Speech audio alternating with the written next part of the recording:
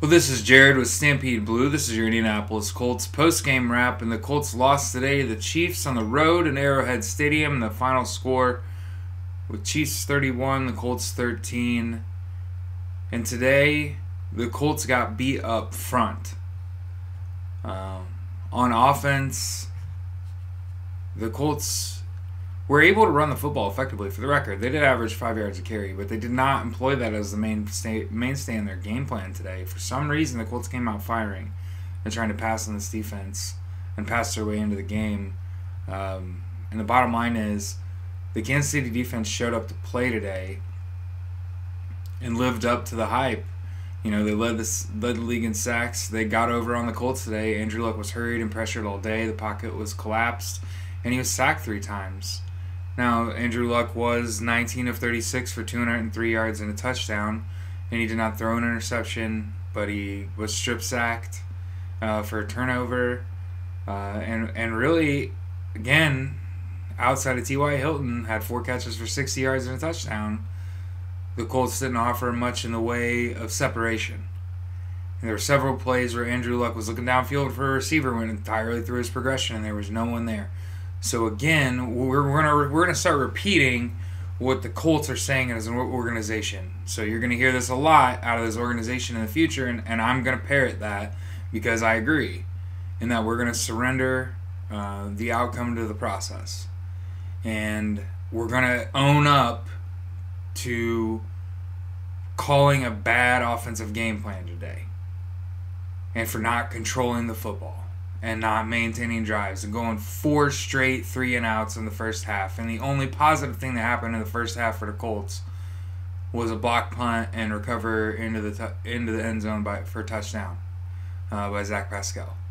So that was the only positive out of the first half. Vinny even missed a field goal, a 23-yard field goal. He does not miss field goals. So it could have gone wrong. It did. And there were some questions officiating, but you got to feel like on the road you're going to get some of those, and you got to fight through those things. And today, like I have said, the Colts got beat up front on both sides of the football.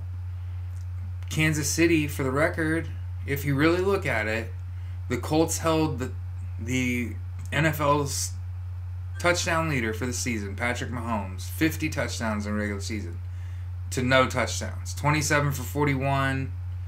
You know, the Colts had no answer for Travis Kelce. They had no answer for Tyreek Hill. They had no answer for Sammy Watkins. And the only reason Watkins had a minimal impact is because Darius Leonard tackled him and forced a fumble. Took the ball right out of his hands and recovered it too. And speaking of that, Darius Leonard had 14 tackles today. And in the first half, he was basically being keyed on on key downs in coverage. And that's how the Colts got beat today. The Colts' weakness, clearly, is that they do not really have a pass rush, although Danico Autry came in and had 3 hits on a quarterback and a sack. And Jabal Sheard had a sack too. And the Colts did manage to pressure Mahomes pretty well. And Mahomes is a generational arm talent. And while everybody's all wowed by his sidearm throws, I hate to tell you, but that team is going to lose to a sound football team. And just like the Colts had an opportunity to do, and again, I'm one of those people, you point to the paper and you say, you know what we didn't do today? We didn't run the football. We didn't do what we thought we were going to do. What we game planned to do was come in there and win that game in the trenches, run that football down their throat, and maintain control of the football and score points every time we touched the ball. And it didn't matter how many points they scored. And the bottom line is the Colts got beat up front, and there were several times it was readily apparent that the Colts did not have weapons outside of T.Y. Hilton and Marlon Mack. And they've got people that can play football, and that's all good and well. Dontrell Inman, your Jordan Wilkins, you know, the Nyheim Hines. These guys are great situational football players, but you need guys that are dangerous on every down, just like Travis Kelce, just like your Tyreek Hill. And it'll be interesting to see how Chris Ballard builds this team through this draft and free agency with all that draft capital. Colts do have the youngest roster in the NFL. I saw that the other day. I was reminded that, remember, 40 of the 53 players in the active roster for the Colts were not on this team 2 years ago. And that the remaining players are guys like Andrew Luck, T.Y. Hilton, Anthony Costanzo, guys like that. So this is a very young football team. had their worst outing in terms of just like an overall game performance, right? Vinny missed a couple kicks. Andrew Luck was kind of pedestrian. The offensive line was getting mauled up front. The defensive line was kind of getting exposed, right? They kind of got ran over. Damian Williams had 25 carries for over 100 yards, right? And all their damage was done on the ground. And like I said, we'll take our dubs with our L's, right? So we'll definitely say, we got outplayed up front. But that said, yeah, Travis Kelce went off. I thought for sure he was going to have for 200 yards. But you held Patrick Mahomes to no touchdowns. Now, we did not provide great coverage. No, I'm not saying that at all. But 27 for 41 for like 306 yards is like fine. He threw for a bunch of yards, but he threw the ball 40 times. So, like, the bottom line is, in a tight football game, you got to be able to score the football on offense. And the Colts were not able to do that in the first half. And when the second possession, when the Colts came out and went pass, punt, I was just like, oh no, they're going to lose. Like, this is not how you call this game. Like, you needed to settle down, run the football, force the defense to play honest, and then beat them because you're just better at football. And the Colts were not able to do that. They had one touchdown drive in the second half. So hats off to the Kansas City Chiefs. Congratulations. They advanced to the AFC Championship. I'm hoping they'll play the Chargers. I want Phillip Rivers in the Super Bowl. And then onward to the draft, and which is the most exciting time of the year for me. I'm actually thinking about going to Nashville for this. Or this one might be Dallas. Is this Dallas? No, this is Nashville.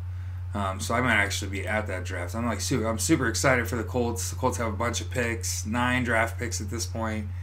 And a very young team that I'm very excited about the future. That only need a couple pieces. Really, a pass rusher. I'm telling you, a number 1 corner, a pass rusher, and a number 2 wide receiver to complement T.Y. You can probably move T.Y. to the slot and start moving him around more as he ages. But you need an every down. You need a Mike Evans kind of. Antonio Brown would be nice, right? Le'Veon Bell would be a nice addition. I mean, give us all the toys. Give him all the weapons. Andrew Luck has shown that he can get the ball from A to B, right? It's just B must be greater than C, and C is the guy covering him. And that's just the bottom line in the NFL. Like, it comes to a point where if a team's stocked with young talent and they're not willing to replace that talent, and obviously it is worth saying, the Colts were without guys that I consider impact players, right? Like no Tyquan Lewis, no Malik Hooker. That was a late scratch. That was kind of an eye opener. And yeah, it's all about being healthy at the right time, and it's about the bottom line. Outside of saying that the Colts got beat up front, I think the Colts played like they were cold and tight, and the Chiefs played like they were loose and hot.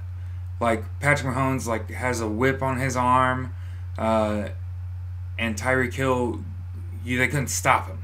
He got open every time. He was absolutely the most elusive player on the field. He made the Colts look slow.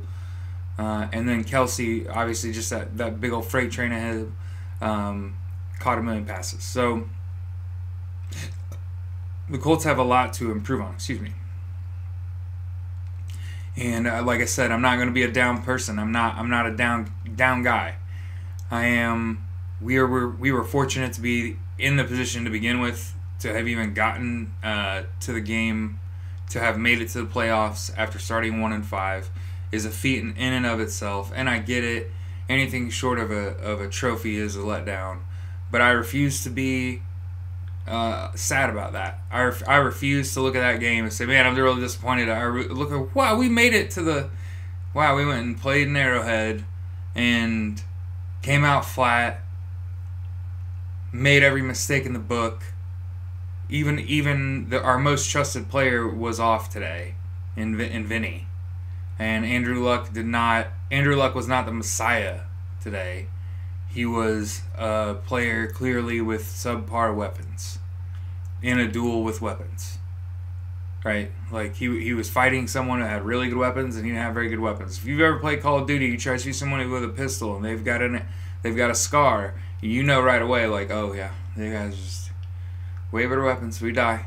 But anyway, this has been Jared with Stampede Blue. This has been your Indianapolis Colts post-game wrap. And that's it for the season. But you're going to see more of me. I'm going to get a little more involved here. We're definitely excited to possibly get into podcasting. Certainly excited and looking to talk about the draft. I'm excited about this combine. I'm thinking about going and taking my wife down to Nashville. We'll go do that. That's for sure. And then would certainly love to go to training camp. Would love to be a little closer to the field, to the team. That would be great. So yeah, like I said, we'll certainly see you soon. Enjoy the rest of the football this year.